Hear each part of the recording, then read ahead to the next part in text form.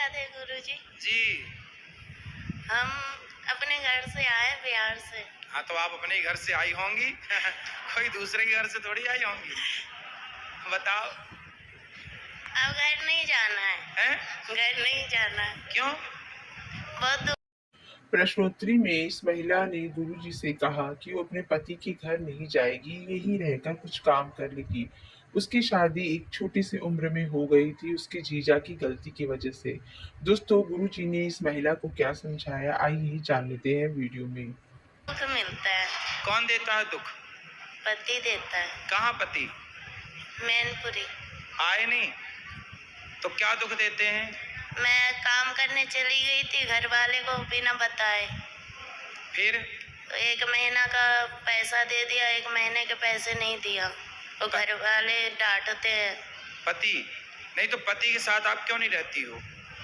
वो शराब पीता है शाम को और लड़ाइयाँ करता है। कितनी शराब पी जाता है? 1 पौआ। आप नहीं पीती हो? एक दिन ना आप शराब भले ना पीना पर ऐसा व्यवहार करना कि आपने पी आप भी करती हो। तो आपकी तरफ से होती है कि उसकी तरफ से? दोनों तरफ से। तो वो नशे में रहता है तब लड़ाई करता है कि जब नशा उतर जाता है तब लड़ाई करता है? नशा रहता है तब भी और नहीं रहे तब भी। अच्छा, किस बात पे लड़ाई होती है? हम बोलते हैं कि बच्चा सियाना हो रहा है तो कुछ काम करो बच्चे के लिए। कितना कमाते हैं पति? खेती में कर रहा है, अभी नौकरी नहीं कर रहा है। कितने खेती है? 1 बीघा। बस? तो काम नहीं करते कुछ, शराब पी के पड़े रहते हैं। शराब बोलता है 2 यार पिला देता है। दोस्त यार, खुद के पैसे से नहीं पीता? हमसे मना करता है। पति को ले आते हम समझाते, वो नहीं समझता है। बोलता है ना कि तुम सोमवार छोड़वा दी, बोलती है भूत प्रेत आता है। और बाकी में उस पे ऐसे एकदम बिहेवियर करता है जैसे भूत। हाँ, पति के अंदर भूत आता है? हाँ। भूत तो नहीं आता, अच्छी मिर्ची का धुआं दो उतर जाएंगे इसके भूत। तो बोलता है कि तुमने छुड़वाया है, तुमने हटाया है। और मैं पूजा करती हूँ तो क्या उसने बोला भूत तुमने छुड़वा दिया? नहीं, भगवान का सेवा करना, सोमवार करना तुमने छुड़वाया है। अच्छा। हाँ, कि वो मेरा सहायता करते थे, तुमने छुड़वाया है। तो करे ना, पूजा काहे छुड़वा दी? मैं बोलती हूँ, अब नहीं करता है। तो पहले काहे छुड़वा दिया आपने? वो अब अजीब जैसा व्यवहार करता था, तुम भूतों के जैसा। अब मैं करती हूँ तो मेरी सास और ये पति यार बोलता है कि तेरा भगवान कहाँ गया है, सहायता नहीं करता है। बोला मैं कहाँ से बोला हूँ? किसको? भगवान को। भगवान आ जाएंगे, काय के लिए बुलाना है बताओ? बच्चे बीमार रहते हैं तो बोलते हैं अपने भगवान को बुलाओ। बोले तुम क्या कर रहे हो, तुम शराब पी के पड़े हो, भगवान ने तुम्हें जिम्मेदारी दी है, वो काहे नहीं पूरी कर रहे हो? अब मैं कमाती हूँ, मैं नौकरी करती हूँ तो लोग मुझे गलत बोलते हैं, बहुत गंदी गंदी बातें बोलते हैं मेरे बारे में। कौन? पति? पति भी बोलते हैं, गांव मोहल्ला वाले भी बोलते हैं, रिश्तेदार भी बोलते हैं। तो बोले फिर उनको बोलना गलत बोलने वालों के कि तुम लाओ पैसा दो हमारे बच्चे को कमा के, हम नहीं करेंगे काम। दुनिया बोले तो बोल देना कि लाओ फिर दो पैसा, हम नहीं करेंगे काम, हमारे बच्चे को पढ़ाओ लिखाओ। बोलता है कि तेरा पति है तो जवाब देने के लिए सब ताने मारते हैं पर सहायता कोई नहीं करता। सहायता कोई नहीं करता? नहीं। जवाब को कौन, बातें कौन कौन करता है? सास है, देवर है, सास क्या बोलती है? सास क्या बोलती है? वो बोलती है कि कमाने चली जाती है बच्चों को हम पे छोड़ के। तो सास को बोलना कि बुढ़िया अपने छोरे को बोलना कि वो कमाने जाए, तेरा छोरा कमाएगा तो हम बहू होके काहे को कमाएंगी?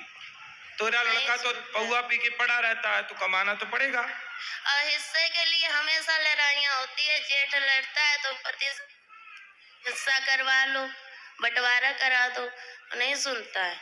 जेठ बंटवारा नहीं कर रहा है? जेठ तो लड़ाइयाँ करता है महाभारत। मैं उसकी दूसरी बीवी हूँ। किसकी? अपने पति की। उसकी पहली कहाँ गई? भाग गई। तो आप काहे चली गई उसके पास भाग के? सेकंड हैंड आदमी के पास काहे चली गई? मेरी माँ ने तो मना की थी, 14 साल की उम्र में ही शादी हो गया। अच्छा, तुम्हारी 14 साल की उम्र में शादी कर दी? बिहार है मेरा घर। तो बिहार में 14 साल में शादियां हो जाती है? नहीं। अभी कितने साल की हो? 25 की। 25?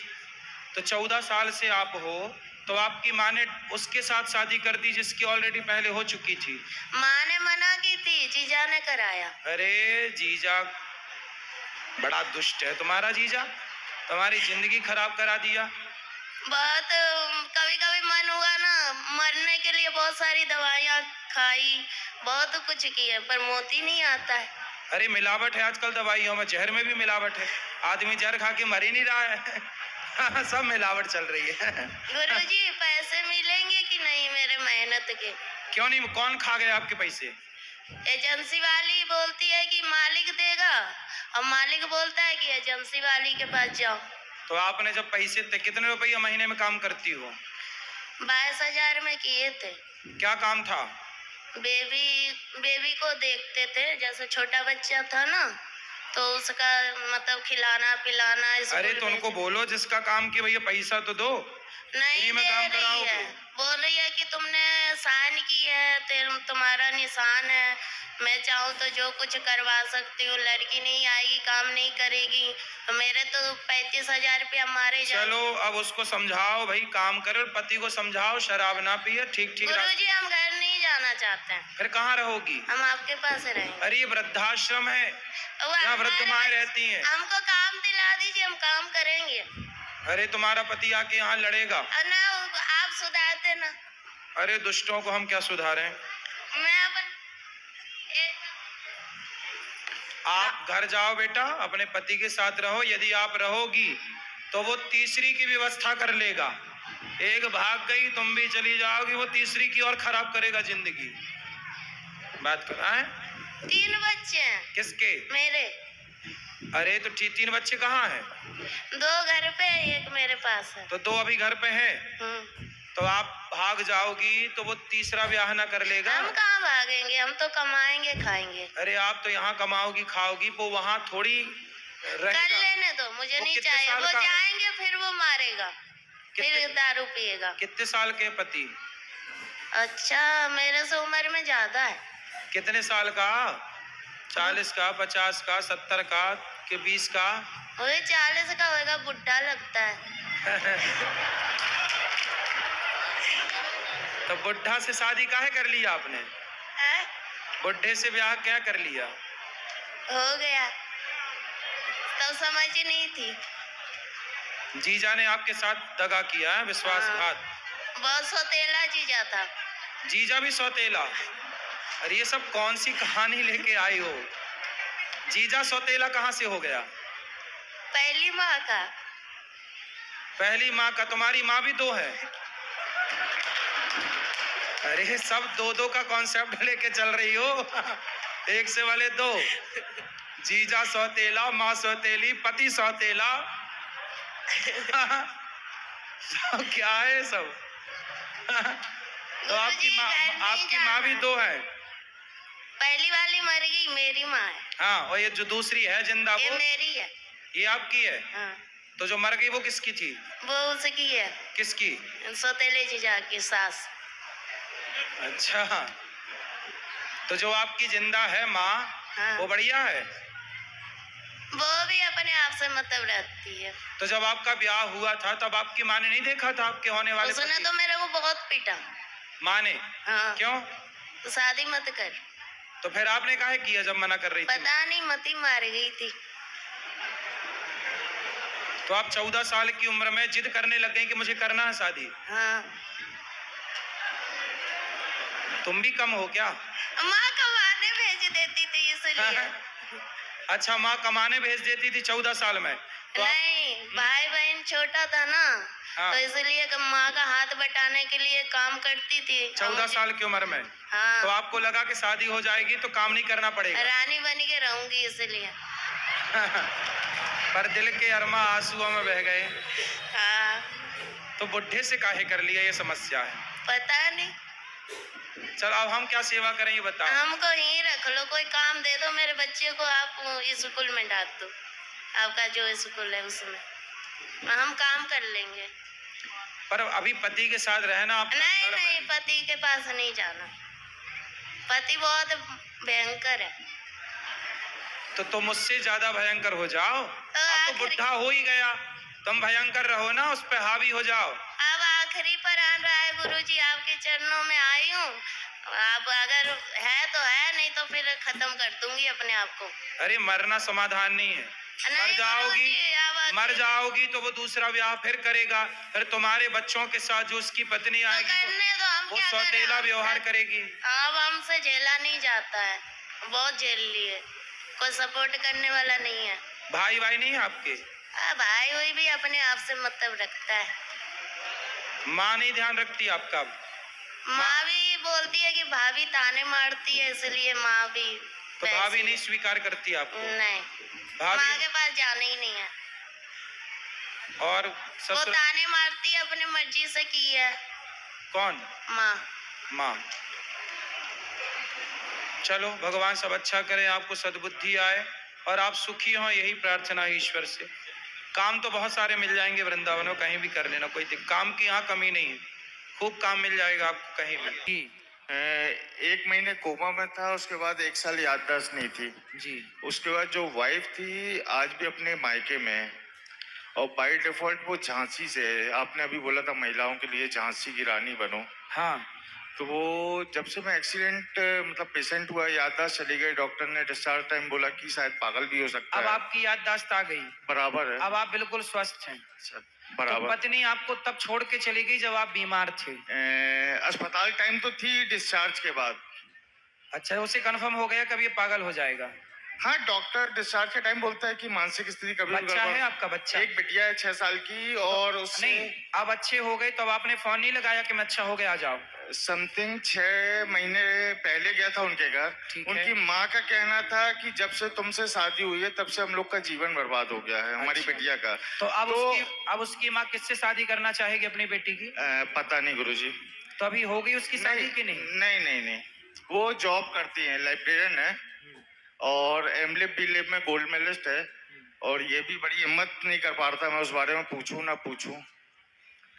तो आपकी पत्नी से आपकी बात हुई? वो चलो सास क्या कह रही है वो तो अलग मैटर है, पत्नी क्या कह रही है? उनकी भी माँ है, बेटी भी माँ की माँ है सुनाने में। अच्छा, मतलब आपकी पत्नी वो आपकी बात सुनने को तैयार नहीं है? बिटिया से बात करने की कई बार सोचा, लेकिन 6 महीने से मैंने कॉल भी नहीं किया कि बिटिया से बात करने के कारण माँ और बेटी कई प्रकार की बातें करती हैं। ये पैसे भेजो, दिक्कत जा रही है, ये हो रही वो हो रही है। कौन, सास फोन लगाती है कि पैसे भेजो? नहीं, बेटी, वाइफ। आपकी पत्नी जी, वो फोन लगाती है कि पैसे भेजो? जी। अभी 6 महीने से कोई कॉल नहीं आ रहा है। अभी मुश्किल से 1 हफ्ते पहले आया था, वो भी पेमेंट के लिए, पैसे के लिए। तो पैसे दिए आपने? नहीं सर, 6 महीने से तो मैं कसम खाई है कि ससुराल नहीं जाऊंगा अच्छा, कभी जीवन में। चलो ससुराल नहीं जाओगे, सही है, पर पत्नी को तो ले आओ, जैसे ले आना, हम समझाएंगे। देखो पत्नियां कैसी होती, बेचारा पति बीमार पड़ा तो पत्नी भाग गई। इसलिए कहा कि पत्नी को लिखा है शास्त्रों ने कि धीरज धर्म मित्र अरुनारी आपतकाल परखिए चारी। पत्नी की परीक्षा धैर्य पत्नी की परीक्षा कब होती है? आपतकाल। देखो पत्नी पर विपत्ति आई, तब पति पर विपत्ति आई तो पत्नी भाग गई, मतलब समझ लो कि ये पत्नी स्वास्थ्य के लिए सही नहीं। सर, पत्नी बस नहीं, एक बात और मैं खानदान के बारे में बोलना चाहूंगा। किसके खानदान? मैं अपने बताओ। सॉरी। हाँ। बड़े भैया फिशरीज इंस्पेक्टर हैं, भाभी गवर्नमेंट टीचर हैं और किसी भी चाचा, किसी भी भाई ने 2 रुपए का सपोर्ट नहीं किया था। अगर फ्रेंड सर्कल नहीं होता तो शायद आज मैदान नहीं होता। अच्छा है, दोस्त अच्छे हैं मतलब आपके। दोस्त और इधर से जो विधायक हैं अजय बिश्नोई जी, हाँ। उनका बहुत बड़ा सपोर्ट था। हमारे वाह। जैसे लखन गंगोरिया जी हैं, उनका बहुत बड़ा। बिजुआ से राजेश पटेल, विवेक पटेल तो हैं। चिंता ना करो, पत्नी को समझ में आएगी, थोड़ा लेट आ रही है लेकिन आएगी। अच्छा, पत्नी आएगी तो आप स्वीकार करोगे? मैं आज भी तैयार, लेकिन इधर दिमाग से और दिमाग में जंग लग चुका है। अब पता नहीं सर, जंगी है और क्या है, यही बोलूंगा। बिल्कुल खराब है दिमाग, और क्या। पति को छोड़ने वाली स्त्री अच्छी थोड़ी कहलाती है। सर, अब वो फिलहाल कॉलेज में लाइब्रेरियन है कि उधर झांसी में। अरे कुछ और भी हो। नहीं, उनको अब जॉब करने की पड़ी है। जब मैं बिस्तर में था, ढंग से बोल नहीं पाता था, तब उनको जॉब करने की पड़ी थी। भाई उसे चिंता हुई होगी कि भाई अब कैसे गुजारा होगा, 2 पैसे तो सबको चाहिए, इसी भाव से किया हो। कोई बात नहीं, तालमेल बनाओ और प्रेम से रहो, झगड़ा बिल्कुल ना आगे बढ़ाओ। गुरु जी, पत्नी को समझाओ, हम तो यही निवेदन करेंगे, पत्नी इनकी आ जाएं जल्दी और अपने पति के साथ प्रेम पूर्वक रहें। राधे राधे गुरुजी। जी। गुरुजी, पहले तो मैं आज आपके दर्शन पाके धन्य धन्य हो गई। आज तो ठाकुर जी बांके बिहारी जी ने भी इतने खुले दर्शन दिए और बस मन में एक ही था कि आपके दर्शन कर लूं। और आज तो जैसे ही अंदर एंटर हुई, आप साक्षात दिखे तो मेरी तो आंखें खुली की खुली रह गई और ऐसा लगा कि भगवान जी आज तो कुछ और भी मांग लेती तो सच में गुरुजी मैं बता नहीं सकती। मैं आपको देख के, लाइव देख के कितने खुश हूँ, क्योंकि मैं हमेशा टीवी पे या फोन पे ही आपको देखती थी। आज मैंने आपको लाइव देखा, मेरी जिंदगी तो धन्य होगी।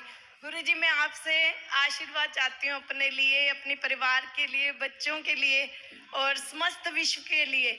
जैसे गुरुजी आप हमारे देश को अखंड भारत बनाना चाहते हैं और प्रचार प्रसार कर रहे हैं सनातन धर्म का, वो मुझे बहुत अच्छा लगता है कि आप हमारे सनातन धर्म को इतना बढ़ावा दे रहे हैं।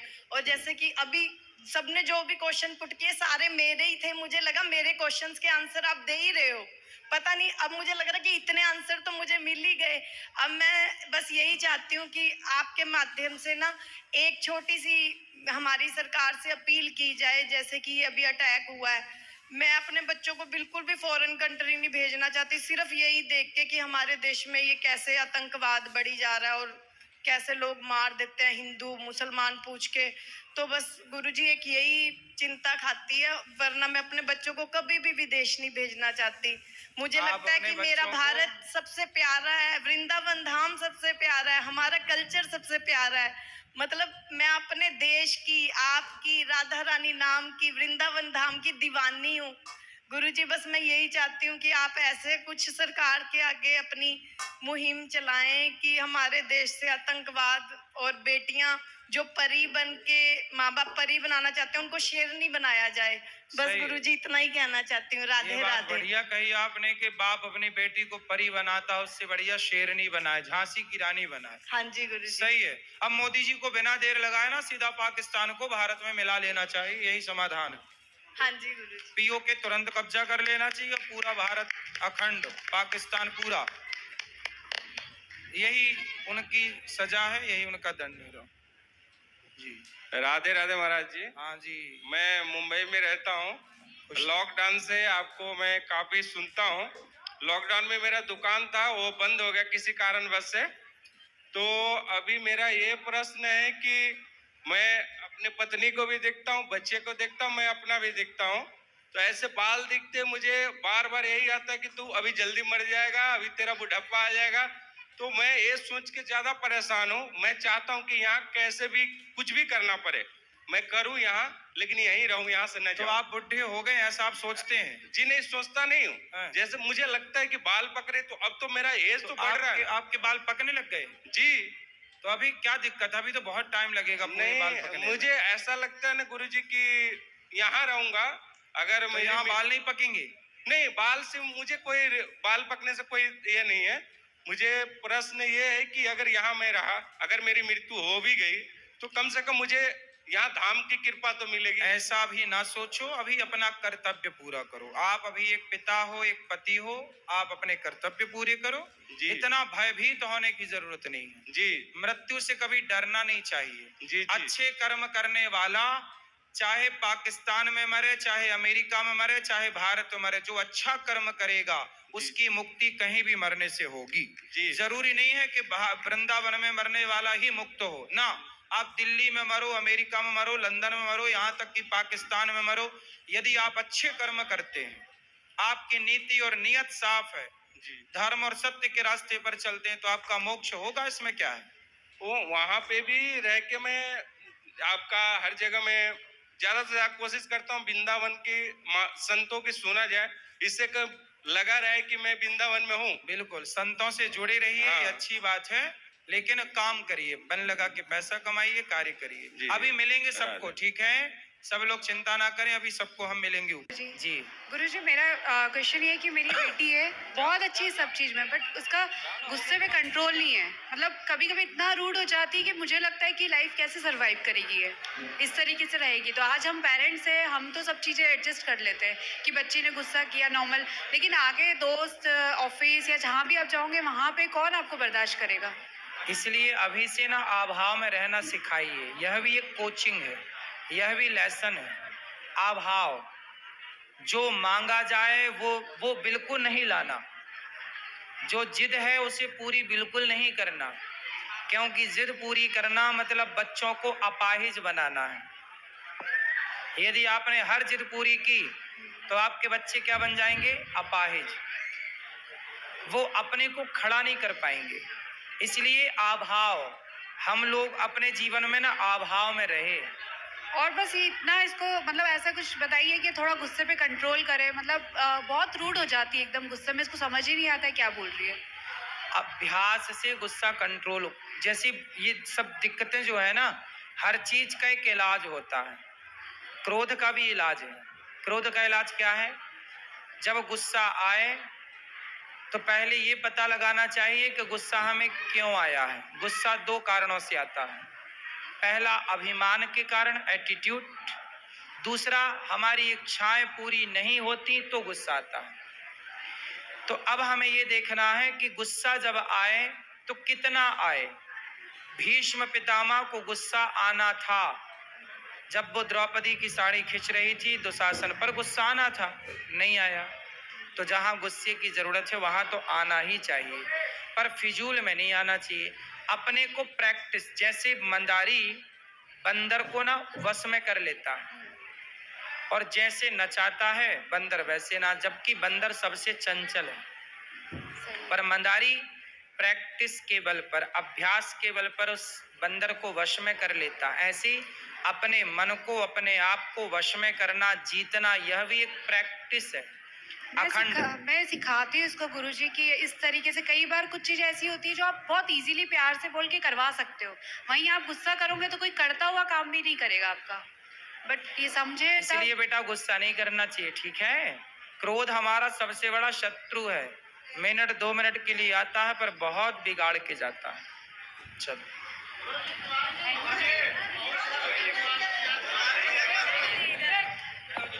राधे राधे गुरुदेव। गुरुदेव, मेरा ये प्रश्न है कि वो लड़कियां शालिग्राम की पूजा क्यों नहीं कर सकती? क्योंकि तुलसी माता के श्राप से भगवान शालिग्राम बने।